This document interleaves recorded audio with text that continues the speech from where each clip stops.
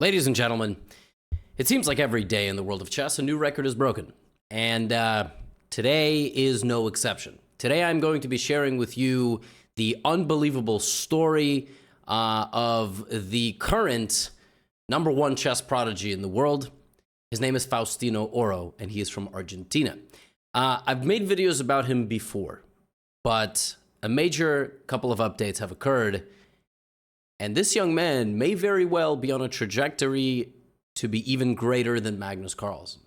Now, I know it's early, so we have to speak in hyperbole and hypothesis. But Faustino Oro just became the youngest ever person in history to earn the title of International Master. That's the title that I have. He's also almost like 90 rating points higher rated than me already. And he did this at 10 years old and 8 months. It's sensational. It is something to be in awe and inspired of and by, and I'm going to be sharing some of his games with you. And as a bonus, he defeated Hikaru Nakamura in a game of blitz chess, and Hikaru was rated 3,250, and he almost did it twice. Nuts. Unfathomable. Just spectacular stuff. And I'm going to share the games with you. By the way, if you're watching this in the first couple of days that this video is out, all my courses are 33% off, and there's a bunch of free samples. So if you ever wanted to get into chess as a beginner or buy an opening course, Carl Kahn, E4, Learn the Vienna, do check them out. Link is in the description, chessly.com, my courses platform. 33% off for the Independence Day, and I'm recording this video during the Euros, Spain, Germany, just incredible stuff. Questionable non-call on that penalty with the ball hitting the hand. I know some people online were upset about that. I'm just happy to watch. I'm an American. I don't have any fan affiliation. And later today, I got to watch Venezuela, Canada. So that's what I have here. I got the Copa America. You know what I mean? Okay. So first, I'm going to show you an incredible game Faustino won to clutch out getting the International Master title. And then, for being amazing and clicking on the video, you will get the game against Hikaru. All right, here we go. Faustino opened this game in the over-the-board tournament. His opponent is rated 2,300. He opened it with the move d4, and his opponent played a defense known as the Benoni.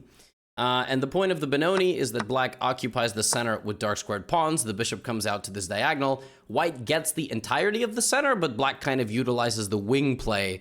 And it's a very well-known opening. There are a lot of different ways to set up for white. White can play for e4, white can play a lot of different things, but, you know, he plays this, and he plays like this. So bishop on f4, pawn solid, not trying to be greedy and occupy a bunch of space. And what black likes to do here is play a6. And to prevent black from expanding, white plays a4. This position has been reached thousands and thousands of times. However, black plays knight a6, and the idea of knight a6 is pretty simple. He wants to play knight c7 to put pressure on the center, and he also wants to support b5. But there's actually a very counterintuitive move here. I mean, if I show you the move and explain it, you're like, all right, I get it. Well, that move makes perfect sense. But the move is actually to take the knight. Now, I always say, don't give up a bishop for a knight unless there's a good reason. You can hardly argue here, even as an intermediate player, that there's a good reason to do this. Yes, the pawns are doubled. Having doubled pawns on the outskirts of the board is pretty bad because they don't have any say in what goes on, and they can't even really advance much. However, you do get this, and white just loses a light squared bishop. So white doesn't have any control of the light squares. And I mean, okay, look, this is a bit far off, but you know, like, you see how quickly this can turn around, right? So you can't just give up the light squared bishop and then do nothing. You kind of have to show the point, right? So he takes, and rook c1. Now, you'll notice Faustino started the game with 130 on the clock and now has 134. Means that he knows all of this by heart. He has memorized this position because in chess, you memorize the best moves played previously by very good players or by computers. Black plays rook b8, Faustino plays b3. So all of this is known. He knows he had to get off of this diagonal. That's why he put his rook there. The pawn is defended now, and now black plays this move a5. Faustino castle. So he spends a little bit of time. He's just remembering what to do. Remember, I just told you about this bishop. The bishop goes to a6. And this is a very, very rich position with a lot of ideas, but the computer really loves white's position. it doesn't think that this bishop is worth much, and it thinks that this pawn is extremely weak. And on top of that, it thinks white can just march straight down the center of the board. So I think the engine here gives a major, major preference to the white position. But of course, you actually have to play the chess. F5 is designed to prevent this move from working, but it works. And Faustino plays it. And already by move 15, he's just played a very good opening, and his opponent has not played a particularly good variation of the opening. Like, he played knight a6. Knight a6, clearly, with good engine preparation before the game, is just not gonna cut it. And Faustino's play is very simple. He literally runs it down mid, okay? To use a League of Legends expression, shout out to all the Tyler 1 fans, yeah, we're straight up just going, we're going straight down the middle. That's what we're doing. And black actually can't defend his position. Black plays knight f4, and another kind of hidden counterintuitive move here, like white's got a great position, maybe you jump forward with the pieces. No, you actually take the knight. What? Why would you allow the opponent to have all of this? Well, that's because the entire black position is a total illusion. It's an illusion. It's actually falling apart at the seams. And Faustino sacrifices his knight. A beautiful move. Point being, if you take, you actually kind of have to take, yeah, rook e6, and that is what we call a skewer. You are skewering a high-value piece to a lower-value piece, but there's no way to defend the lower-value piece. We go here, rook a6. Faustino is just up a pawn, no questions asked. He also has 5 out of 6 pawns on light squares. So this bishop just can't touch anything, and these pawns are just sitting around waiting to be taken. It's like Pac-Man. Rook's gonna just be like, wow, wow, wow, wow, wow, wow, wow, wow, and just like eat everything, and that's it. And then black plays rook f8, and Faustino is and sacrifices material trying to open up the position. I mean, listen, I gotta tell you, this is checkmate. It is, but you're playing, you know, and you're playing one of the best prodigies in the world. He just goes straight for your king, and now by the way, you notice that he sacked his rook to win back the rook, and you cannot take this rook because queen a8 is a checkmate threat. Queen c1, and he ends the game in style here, Faustino. First, he defends his king a little bit, but then he plays king g2. You cannot take the rook again. Queen d2, rook a7, and I love the way the game ends. Look at this. Rook takes h7. Point is, black has to go here. Queen f8. Black has to go here. Queen g7. You take. King can't stop the pawn. And even if the king somehow could stop the pawn, this is still winning. Even this is winning. Because you go here and the king cannot get there. So Faustino absolutely eviscerates this gentleman rated 2320. Just absolute demolition from start to finish. I mean, he plays clearly a system that he's familiar with, very positional, and black literally posed him 0 problems. I mean, he melted this 2300 like nothing. I mean, like he had, rolled out of bed. And he won a bunch of games in this tournament, and he got to 2400, and he got to the IM title. And we're going to see if he can become the youngest grandmaster of all time. He has about 2 years to break the record. I think the youngest GM ever is like 12 months and 12 years and 5 months, something like that. It's Abhimanyu Mishra. He broke it a couple of years ago, surpassing the record of Sergei Karyakin, who had it before him.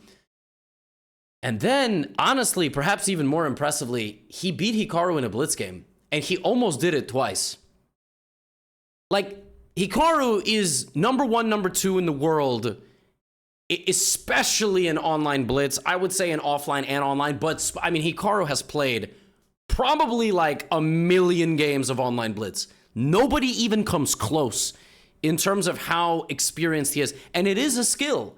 Playing online and seeing the 2D board, I mean, it is a pre-moving, the mouse skills, it's a different skill entirely. And the amazing thing now, I saw a stat. Listen to this. Faustino Oro is 10. He has already defeated over 100 titled players. Faustino, online and offline. He's defeated, played probably 500.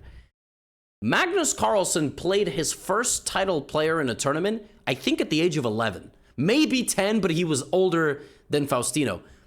Just think about the level of experience that Faustino has been able to develop due to the online chess boom.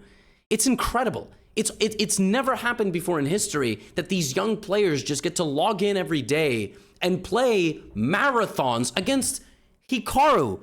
I mean, even myself, I have played Faustino like 6 or 7 times. I beat him once, and he's beaten me like 4 times, all right? I don't want to talk about it. But even our games, and we played a long match, so that match on its own, we've played like 30 games against each other in that match. Even that, I mean, he's just getting better. He beats people like me, he beats grandmasters like Hikaru, and everybody in between, and it's really incredible to see. Now, let's watch. So first, Hikaru, my man, clearly has studied the Scandinavian course. By the way, check out my Scandinavian course. Hikaru played the Scandinavian. He didn't play it the way that I like to play it by putting the bishop on f5, but you know, c6 is absolutely one of the lines. Then you bring the queen back here. It's getting no better time. 33% off. 7-day money back guarantee if you don't like it. And see, clearly Hikaru has studied the Gotham Scandinavian. Bishop c4, and Faustino likes to take the risk out of the position, so he plays knight d5. He takes on f6, queen e2. You will notice Hikaru did not take with the queen, instead damaging his structure, sacrificing the right to castle this way, and playing rook to g8. Okay? Faustino castles queenside, and Hikaru, and yeah, again, like Hikaru just brings the bishop back, and Faustino just very solid. Now, at this point, I think there was some plan here. I don't know why Hikaru didn't take the pawn. Maybe he thought he was under some pressure. He didn't, maybe, I don't know. I didn't ask. But he goes here. He plays c5. And Faustino just gets a better position. So he plays bishop f4. I think he had an even better chance, but he plays bishop f4. He takes the 2 bishops, and he plays like this. And he's just a very solid player. He likes to play without weaknesses. He likes to play without clear targets in his position. Hikaru now goes for an attack, plays knight d5, bishop d2, plays a4, just very aggressive against the young man. And now we have a bishop dance. So bishop a5, nice move. Knight back to b6, bishop b5, and Faustino is winning. Plus 1.7. First of all, he's winning if he trades the queens. It's kind of shocking, but what he does here is he just inches forward. And the knight can't guard the pawn. I mean, that's sort of it. So if knight to d7, bishop e7 is winning. So if you play king c7, at the very least, you get the extra pawn, and you are just the pawn up. Now, it's probably equal, but that is very nice for him. Also, he has this absurd move c4, which is probably not very findable, but the point is you're just trying to play c5. So queen e2, you double up, and you also try to play for c5, bishop a5, bishop e7, tons of different threats, rook d4, and bishop c. A lot of different ideas. He plays queen f1. But one thing I admire is that he's keeping up with Hikaru on the clock. Hikaru plays bishop takes b2, king b1, rook d1, and knight d5, and Faustino is now completely winning. It's +4 against Hikaru. That's crazy. He's winning. He's winning because the queen can no longer guard the bishop. f4 wins the game. Now, it's not so simple. But the point is that the queen can no longer protect the bishop. So if you play knight to c3, you can take, and here, rook d3, and the queen cannot continue to protect the bishop. If this, you have bishop d7 check first, and then you take the bishop. So f4 just straight up wins. Now, Faustino plays this first, and then f4. Here's the difference. Now there's a queen trade threat. He might have thought queen a2 traps the bishop. He might have thought a lot of things, but this doesn't do it. You actually needed to play f4, and I don't know what Hikaru's response was. So Hikaru gets away with one, but it's still a game. It's still a game. The position is equal, but all of a sudden, Faustino's desperately trying not to get checkmated. e5, bishop e5, and, he has some tricks, but he simply doesn't have the amount of time, and he blunders, check, king a2, rook a1, and that's it. So he took on b6. A draw here for white is in the hand if you play rook h7 due to the opposite color bishops and the fact that the king can walk out. And white is very solid. I mean, white is not going to lose, but in a blitz game, it is a totally lost position for white. And unfortunately, Faustino loses, but he was winning for a move. But he did beat Hikaru. And I'm going to show you how he did it. So in this game, Hikaru went for the Caro-Kann. He's just playing all my openings. By the way, I got a Caro-Kann course as well. But Hikaru plays it his way. Hikaru likes to play c6, g6. It's called modern Gurgenidze, named after the Georgian grandmaster who used to play it like this. And the point is very straightforward. I mean, you just basically do this, and you can sort of pre-move this type of Caro-Kann against everything. That's kind of the nice thing about it. It's like, if white plays knight f3 and then knight c3, you can play g6. And that's why Hikaru likes it for blitz. Honestly, if you play fantasy variation, you can still play g6. So you could play g6 Caro-Kann against everything, and it will make your life a little bit simpler. Faustino plays h3, very common move to prevent bishop to g4. And now Hikaru plays this knight f6, ef6, and they both castle. I've played this many times with white. Generally, when I play this with white, I have absolutely no idea what I'm doing. Like, not a clue. Black's position is so solid. You have a pawn advantage in the center, but sometimes I've tried to put my pawn there, and then black like plays knight d7, puts the knight there. When the pawn moves, blockades my pawn. So I want to watch two people whose average rating is 3100 play this position that I don't understand for either color. So knight to d7, bishop to f4, rook e8, c4. Okay, so, I've played c3 before because I thought, well, the bishop, I blocked the bishop. No, c4. Trying to play for d5. Hikaru plays knight f8. It's a very, very normal, straightforward, very cagey position. And yeah, it's a major question of like, will white play d5? If white doesn't play d5, then black will slowly consolidate and start creating counterplay. So queen d2, bishop f5. This is the way I've played the position with black. But even with black, I don't really know what I'm doing. I just sort of put my pieces out, and then I put pressure on white's center because it's there. And again, this is sort of what black has done. Black splits their pawns to have the D and E lines open toward the opponent. Oh, I just spilled this drink all over my keyboard because it was open. We live a life out here. That's what we do. Your day is not exciting unless your favorite football club wins, or you spill your drink over your keyboard. Anyway, old keyboard. Rook e1, queen d7. There it is. It's everything that I talked about. I mean, this is exactly the way that you are supposed to play this position. Bishop e3. Bishop e3 is kind of a nervy move.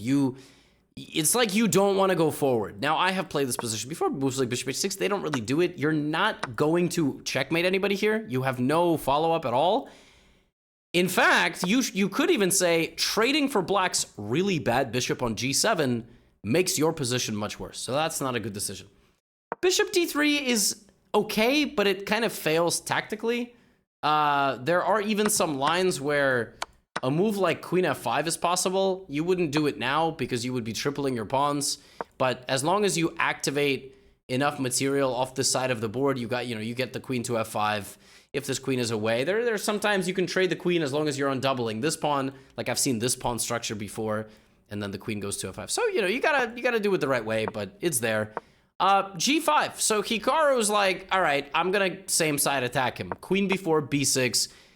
And yeah, I mean, Faustino's just playing fast and trying to reroute and doing all this stuff, but it's like he doesn't want to engage with Hikaru, right? So Hikaru kind of senses that. He's like, all right, I'm going to try to punish the young man who sort of just absent-mindedly danced his pieces out, and he's not really doing anything because he's a little bit nervous. Well, now here comes Faustino. That's the move. I mean, I've been telling you the whole game. Like, that's the move. You got to play d5. If you don't play d5, you're going to get absolutely nothing. You got to play the move d5 if you want any hope of an advantage. So Hikaru plays c5. That's a big decision. Now, I think Hikaru just didn't want to allow this in bishop b5. I think it failed for a tactical reason. But he plays c5. Faustino moves the queen. Now this pawn is what we call a protected pass pawn. So it's passing because no pawns prevent it. The way you imagine a pass pawn is if no pawns existed, would the pawn go to the end? Yes. If no pawns existed, would the pawn? Yes. And it's protected. And it's going to be protected, and that's going to be protected. So you're going to have a giga super omega sigma mega protected pawn. Hikaru tries to create counterplay by sacrificing a pawn in the center to open up his bishops. For me, this is when Hikaru is the scariest, when he's trying to be elusive. He's like a big fish that you try to catch, and then he's like super, like, you can't get your hands on him. He's like, and then like, he gets away. So bishop takes, pawn takes, queen takes. Here we go. This part of the game is when I would start being like, oh my god, I have a good position. Oh my god, I have a good... And I would get panicked and I would lose. But Faustino's 10 years old. He literally doesn't have a nervous system. Like, it's been proven. Medical study. There are peer-reviewed medical trials that the earliest that you know what anxiety and self-doubt is like 12 years old. I'm lying. I have absolutely zero medical training or background whatsoever. But I remember experiencing like my self-awareness and anxiety when I was like 11, 12. It's like starts in school, you know, you're like, oh, these people are making fun of me. And then you start like, you know, you start losing self-confidence slowly. And then in your teenage years, it gets even worse. Faustino's 10, bro, and he's 3,000. His self-confidence is stratospheric level, all right? So he goes queen d2, all right? He spends 1 second retreating. Hikaru spends 1 second advancing. Faustino plays b4. He's like, bro, Hikaru, I don't even care. I don't even know what you're doing. I don't even know who you are, okay? Queen to a4. Hikaru's like, again, looking for counterplay here, and Faustino's just straight down, just running it down mid, just like he did against that 2300. It doesn't matter if your opponent is 2300 or 3200. We're going straight down the middle of the board. Now Hikaru's time is running out. Not literally, he's the fastest player in the world, but queen a3, rook c1. And unfortunately, at some point, you overthink it, the advantage is gone. What should he have done instead? He should have kept going straight. If rook e1, he should have played queen e1, not rook e1, because that would take his eye off multiple things, but in particular, bishop to c3. So Hikaru made it very difficult. That's what he does. He makes it extremely difficult to actually beat him. Rook c1, he stops the threat. Now a5. a5's a mistake.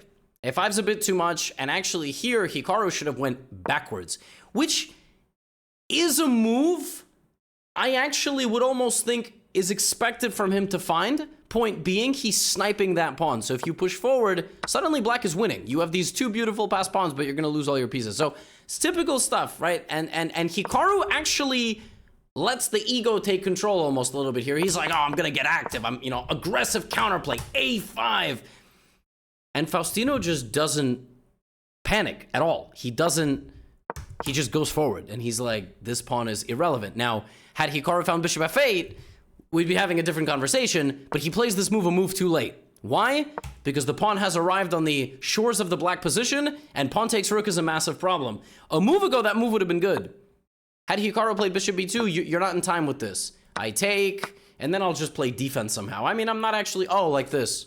Yeah, and yeah, but Faustino is there. He's got two queens on the board. The dust settles. He's up a knight. All he has to do is hold his nerves. There's nothing there. Bishop c4, queen c3, queen bishop back to b3. Hikaru not trading. Queen f6, bishop c4, rook b6. Look at that. But time is ticking. Time is ticking. 50 seconds on the clock. Hikaru creating some counterplay. Faustino playing d6. Rook d1. How do you make progress here? 50 seconds on the clock. What do you do? f3. Look at that. Look at that. He's bringing his king to the party. He knows that's what he needs. King escapes. King e2 played in, you know how fast he played f3? 1.4 seconds. Do you know what I would be doing here? Preventing diarrhea from exploding out of my body. Because I ate something bad, but also because I'm terrified. Like, that's the thing. You get at one of these good pairings, you are terrified. Imagine you're rated 400 or 800 or 1200. You're playing somebody who's like 400 points higher than you. You're going to beat them. You're going to get nervous. That's what's going to happen because we're humans. But Faustino's not human. He's a machine. He plays king f2, king e2, and there's the knight. And that's what he needs. Rook b2. There's a really funny clip of Faustino. I posted it on Twitter. Nobody's calling it X. Literally nobody. On Twitter. And Faustino right here said, if I don't win this position, I'm going to die. Like in Spanish. He played rook b7. Hikaru played h5. And the second Hikaru went for a trap, if bishop takes, rook b7, he took his eye off the pawn, which means the pawn is protected, and rook b8. And that's GG's. That is GG's. And in this position, mate is unstoppable, and Hikaru resigned. He resigned the game because the queen is coming. Faustino had a great position one time against Hikaru. He wasn't able to put it away, but the second time, he did. And he beats him in a blitz game. He's beaten Hikaru in bullet. His record against Hikaru is like 3 wins and 20 losses. His record against Magnus is 1 win. He beat him in a bullet game. But this is so nuts. This is the youngest IM of all time, 10 years old and like 8 months. His FIDE rating is over 2440, so he's 60 elo away from becoming a grandmaster, but he needs to get the norms, just like me, by the way. And unbelievable stuff. He just beat Hikaru. Just crazy. Absolutely crazy, crazy, crazy. He's so good. He's on pace to be better than Magnus. We are living in a golden era of prodigies. And this dude is literally the golden boy of chess. His last name is Oro. And if you don't know what that is, that means gold. So, sensational. I got nothing else to say. All right? 33% off the courses. He studied them. I have no evidence of that. But you should definitely study them. Maybe you could get, 1/10 as good. That would be like 300. So, get out of here.